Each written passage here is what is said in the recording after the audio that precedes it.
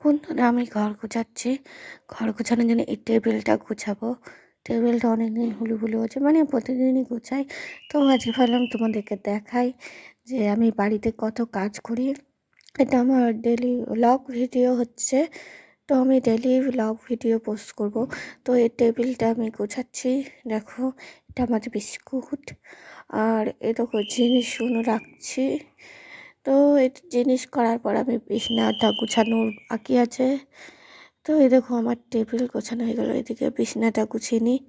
বিছানায় সকাল থেকে উঠেছি, কোনো কিছু হয়নি, তাই তাড়াতাড়ি গুছিয়ে নিচ্ছি। দেখো, ভালো করে চাদরটাকে ঝেড়ে গুছিয়ে নেব। দিয়ে গুছানোর পর একটুখানা দিয়ে রান্না বান্না আছে, ঘর গোছানো এত বড় ভিডিও হয়ে যাবে বলে ওইগুলো আর দেখালাম না। নেক্সট ভিডিওতে দেখাবো। এরকম চাদর মাদর, মানে এটা এখন তো শীতকাল পড়ে গেছে, তাই এখন কম্বল মম্বল লাগে। তো এটা এমনি গায়ে থাকে। আর এটা হলো আমার মার, মানে কম্বল। আর এদিকেরটা আমার বোনের। তো আমার কম্বলটা ভাঁজ করে নিই, মানে এটা কম্বল না, এই লেপ লেপ বলে বা ব্ল্যাঙ্কেট। তো এটা হলো, তো ঘরটা গুছানো হয়ে গেলো ফাইনাল। এখন আমি রান্না করতে বসবো।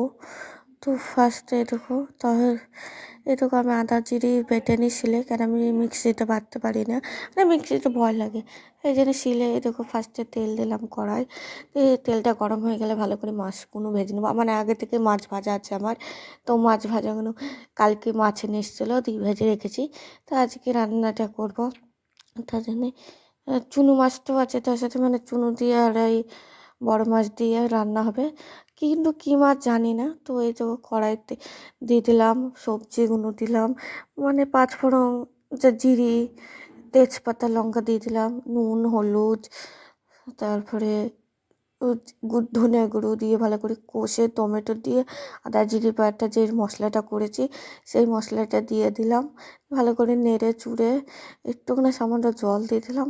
দিয়ে ভালো করে নেড়ে দিয়ে তারপর একটু লাস্টে ধনে পাতা দিলাম, কেন ধনে পাতাও সবার লাস্টে ঝোলে দিলে ভালো লাগে না, কেমন কাঁচা কাঁচা লাগে। তো আমি এই জন্য কষাতেই দিয়ে দিলাম, ভালো করে নেড়ে ছুড়ে এখন পরিমাণ জল দিয়ে মাছগুলো দিয়ে দিলাম। রান্নাটা আমার হয়ে গেল।